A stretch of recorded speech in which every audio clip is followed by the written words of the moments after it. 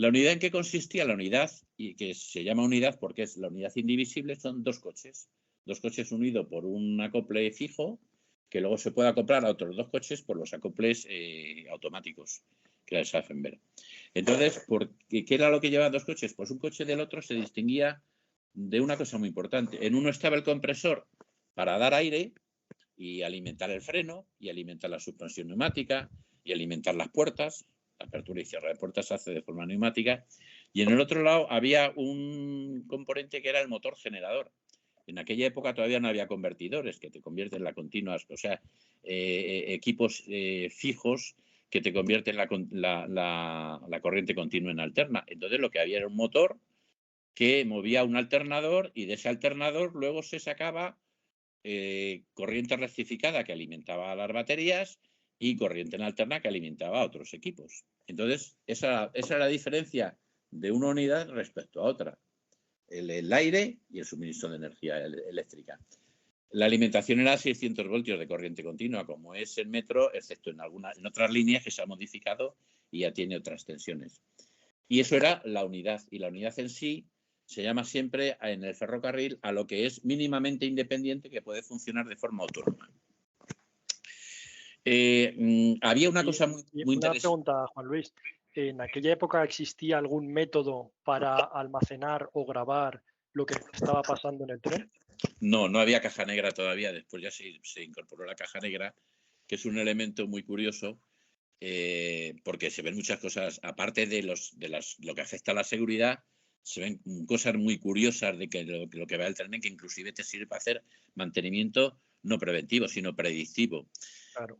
Lo que hacíamos en aquella época era ajustar el tren mediante registradores.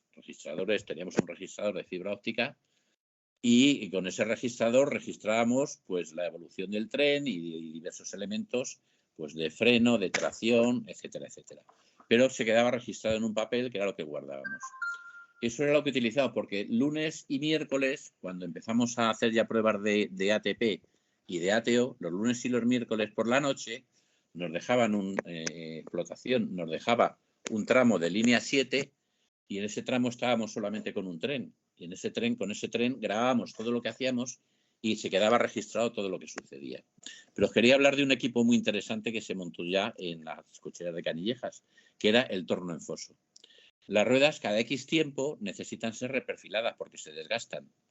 Hay una cosa, aunque la gente pueda pensar que no es así, las ruedas tienen engrase, porque si no se acuchillan, se producen virutas. Cuando se producen virutas, las virutas van a los equipos que tienen componentes electromagnéticos, y no os podréis imaginar los árboles de Navidad que te puedes encontrar cuando abres un cofre y alguna rueda ha tenido problemas y se ha desgastado más de lo normal. ¿Y esto dónde se engrasan las ruedas? Pues en los cambios. Se engrasaban entonces en los cambios. El bogie estaba preparado para tener engrasadores de rueda, porque también en el ferrocarril ya se empezó a pensar en que tú podías tener un equipo a bordo del tren que tenía una especie de pulverizador al lado de la llanta de la rueda, en una zona del bogie, y cada X tiempo le echabas un sufrinadito de unas pocas gotitas de aceite, y eso era lo que iba engrasando los aros de tal forma que las ruedas durasen, porque las ruedas tienen que durar. Porque imaginaros, si las ruedas no duran, es el componente que más tiene que durar, porque eso obliga a la paralización del tren, a levantar el tren, le quitar las cajas, sacar los bogies, desmontar los ejes. O sea, la operación más costosa prácticamente siempre es cuando tienes que tocar un eje porque tienes una rueda desgastada. Entonces nosotros teníamos ruedas de repuesto siempre con una medida ajustada, y cambiábamos lo imprescindible para que tuviésemos repuesto siempre con varias medidas, pero con los desgastes mínimos posibles.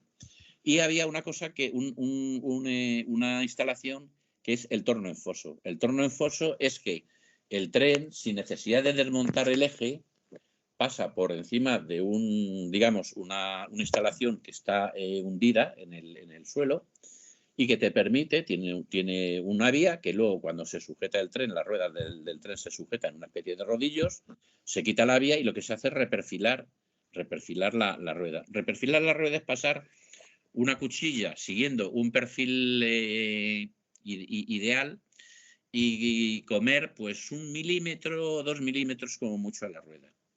para alargar la vía. Sin embargo, si lo haces a tiempo, te permite que la rueda vaya en mejores condiciones. Y era ¿Y eso se sigue haciendo a día de hoy? ¿Se sigue siguiendo la misma metodología? Eso se hace en todas partes. Las ruedas siempre se miran, porque la rueda, cuando hablemos de otros trenes, por ejemplo en Renfe, te tienen que durar pues unos kilómetros determinados, por lo mismo que os estaba contando ahora, que es cuando se hace la gran reparación. Entonces, en metro, yo me acuerdo que una de las cosas que hacíamos todos los días pues era mirar ruedas. Yo me he mirado, pues todas las mañanas me levantaba, cuando llegaba al taller, pues me echaba a la espalda, pues ver del orden de 8 o 10 unidades, ver las ruedas, a ver cómo estaban. Y las ruedas eso era como al final aprendías a leer lo que estaba pasando en la línea a través de las ruedas.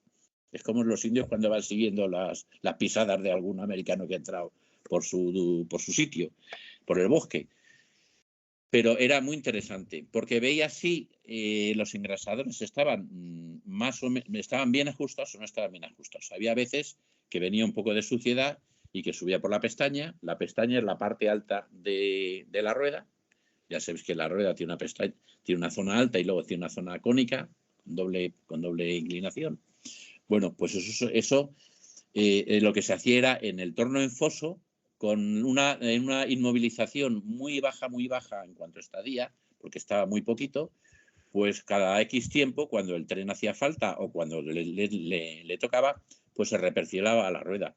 Pero era esa máquina, pues te permitía que el tren no hubiera que tocarlo prácticamente, nada más que ponerlo donde había que situarlo para hacer el reperfilado. Y eso se hace en todos los sitios del mundo, vamos. Y hay empresas que se dedican a vender estas máquinas, los tornos en foso, que son especialistas. El que era en aquella época, el que teníamos en Canillejas, ahora no sé lo que habrá porque ya el metro ha crecido tanto y ha hecho unas inversiones tan maravillosas que no sé lo que tendrán.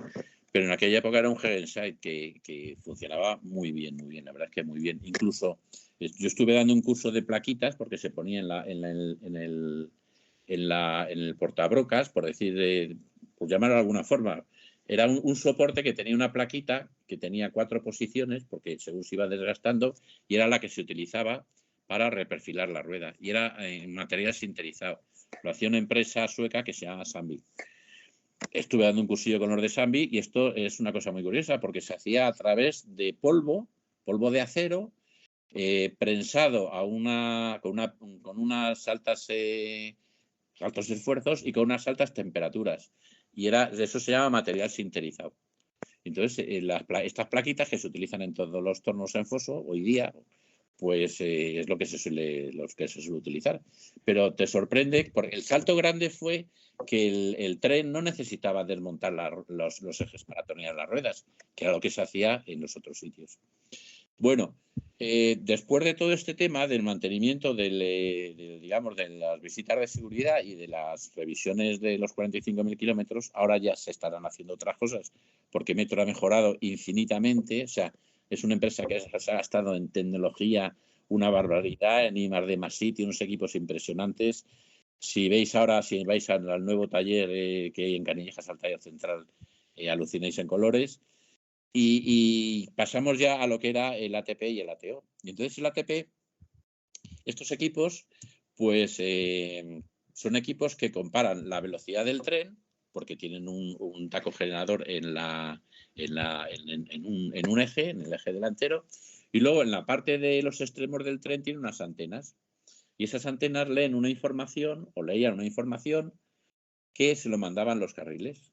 El eje cortocircuitaba, el primer eje cortocircuitaba, como las antenas estaban delante, pues leía una información de alta frecuencia que utilizaba 2 portadoras y 3 moduladoras y que le daba, descodificando esas 2 portadoras y las 3 moduladoras, una serie de velocidades objetivo. En metro, la corriente de retorno se hace a través del carril. Si os fijáis en una estación y os ponéis en una estación y veis hay unas placas en los laterales, que la placa, digamos, deja pasar la corriente continua, pero no deja pasar la corriente alterna. Para cada circuito de vía, el enclavamiento, que es un sistema que está analizando la posición de cada tren y que es el que te abre o te cierra las señales, al mismo tiempo le mandaba al tren información de la velocidad objetivo. Y la velocidad objetivo, en estos trenes, tenía unos sectores por encima del velocímetro que se le encendían o se le apagaban y le decían a qué velocidad tenía que ir. Entonces el maquinista en conducción normal, pues él cada vez que se le encendía o se le apagaba, aceleraba o reducía. Y ¿Pero eso lo hacía él o lo hacía el ateo? No, el ateo todavía no hemos llegado al ateo. El ateo ahora vamos después. Lo estaba haciendo todavía el maquinista. No y había integrar un sistema cuando salías de la línea, que era donde estaban los códigos, que era un sistema que era manual más 20 sin protección. Había 3 pulsadores y tú seleccionabas, cuando no había códigos en la vía, manual más 20 sin protección y se te encendía una luz ámbar. Luego había otro pulsador al lado que era ATP y luego había otro pulsador al lado, el ATP era verde y luego había un pulsador al lado que era ateo, que era azul. Recuerdo yo de los colores de mi época, no sé si serán los mismos o no son los mismos, pero la secuencia de aquella época pues era esa. Y entonces empezamos salías con el tren lo preparabas en la vía de pruebas, lo instrumentalizabas, porque había que poner registradores, había que poner un montón de equipos, que lo hacía la gente de Dimetronic, y íbamos en el tren, había un responsable a nivel de dirección de metro, y había una persona que era responsable, digamos, de instalaciones, o que representaba a las instalaciones, y un responsable de mantenimiento que me tocaba a mí. Yo estuve saliendo de noche pues como varios años, lunes y miércoles. Aquello era pesado, pero era donde aprendías, porque era donde donde te aparecían toda la casuística de anormalidades que se te podían producir en la explotación. Y merecía la pena. Te dabas una paliza, pero eso no te lo enseñaban en ningún sitio. O salías a la línea o no lo aprendías.